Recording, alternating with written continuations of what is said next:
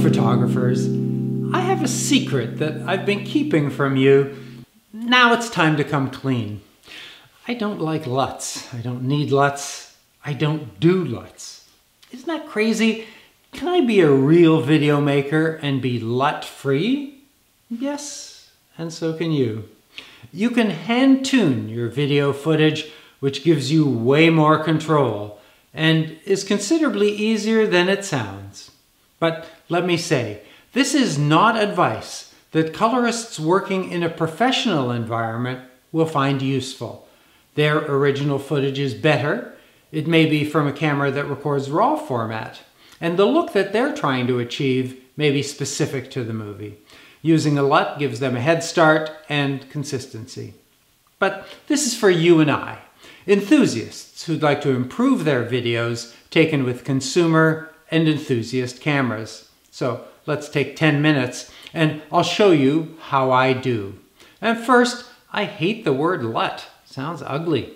It means lookup table, like for code, dash dot dash, look it up in a Morse code lookup table, letter K. Videos like that.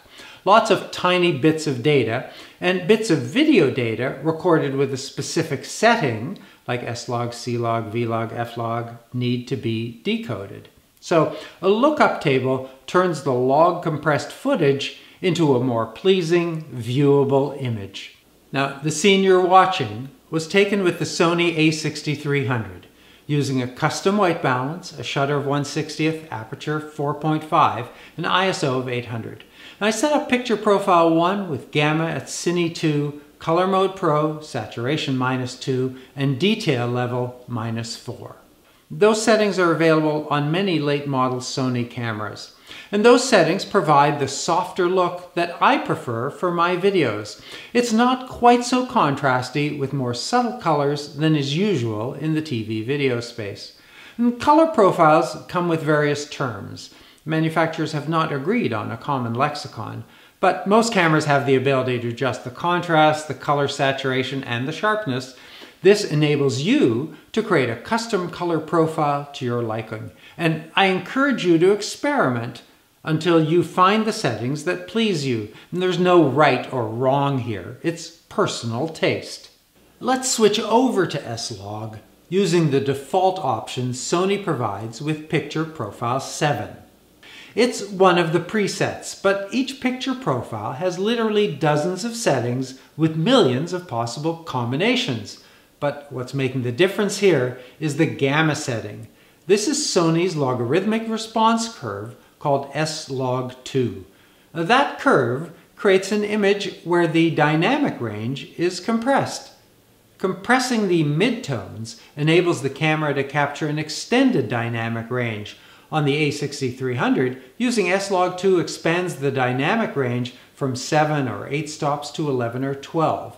And you can see that demonstrated in another video, which I've linked below.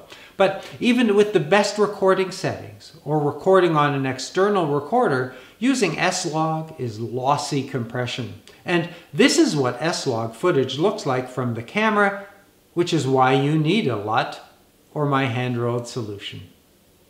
So, let's decompress and restore this scene. Now, I'm demonstrating this in Final Cut.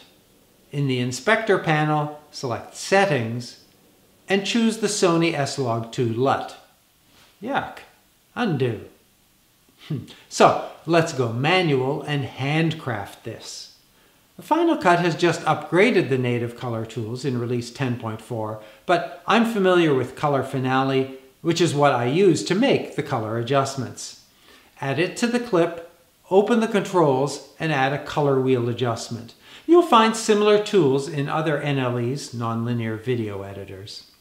Open a scope to display a waveform, and this displays the image left to right and the luminance values from brightest at the top, 100%, to the darkest, 0%, at the bottom.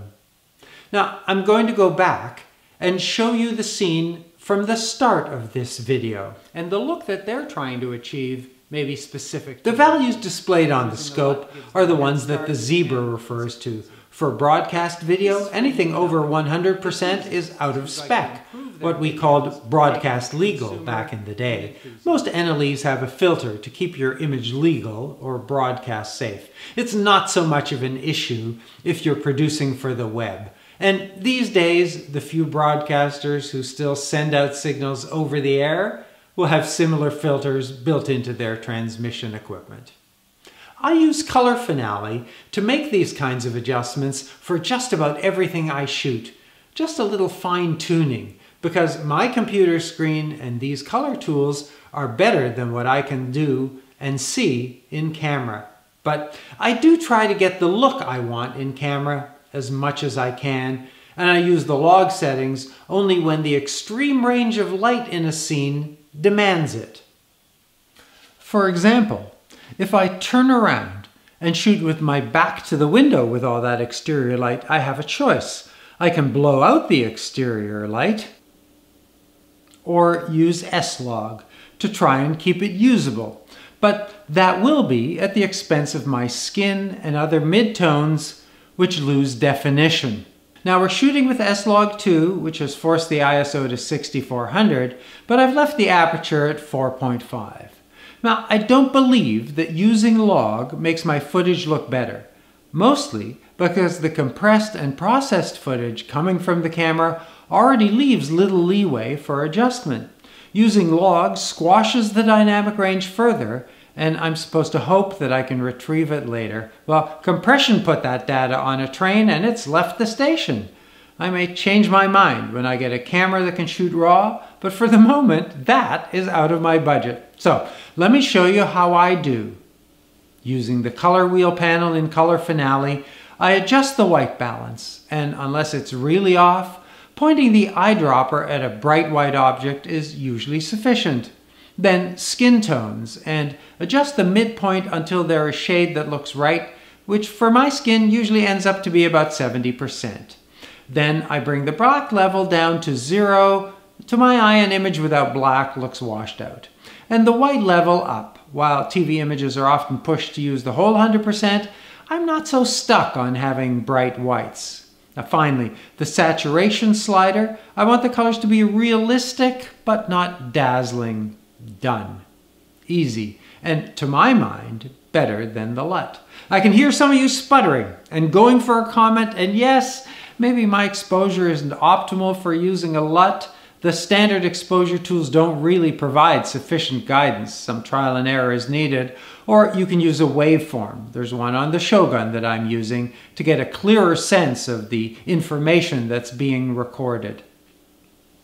After you've adjusted the exposure and neutralized the colors, if you want to create a cinematic color effect, open a second panel to do your color grade. You may want that currently popular look, where the blacks are blue and the whites are orange.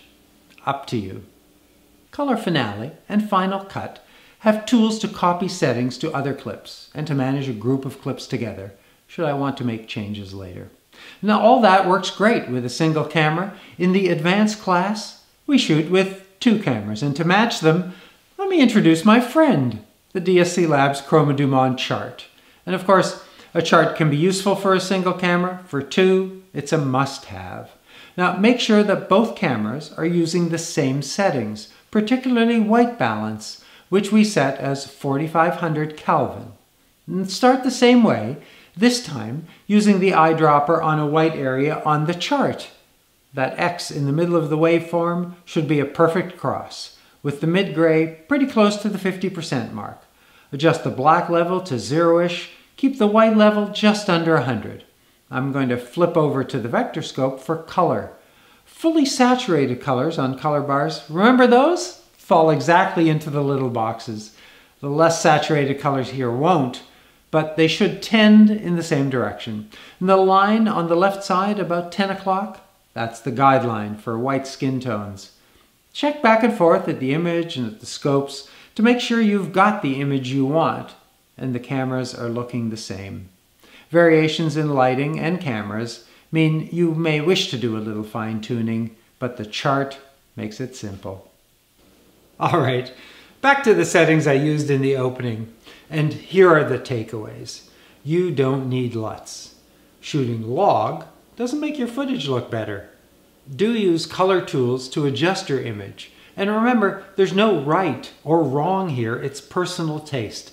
Watch movies carefully and observe how lighting, contrast, and color are used. Color charts and scopes, particularly the waveform, are your friend and provide more and better information than the histogram on a camera. Now, if you need an inexpensive NLE with great color correction, the base version of Blackmagic's DaVinci Resolve, currently release 14, is free.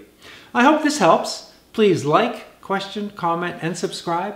Shoot until your battery's empty and your memory card is full.